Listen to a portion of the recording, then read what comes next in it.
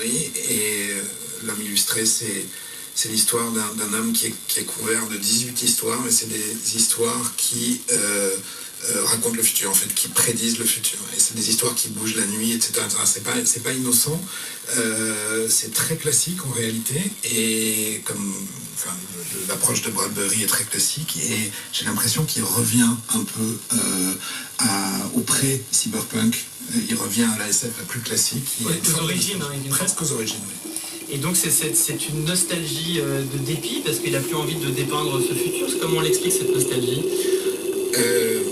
Moi, ma vision, c'est que le cyberpunk décrivait un monde extrêmement clair. Toute la littérature des années 80 de SF décrivait un monde aussi noir que Black Mirror, parfois même plus noir. Mais il y avait une porte de sortie, toujours.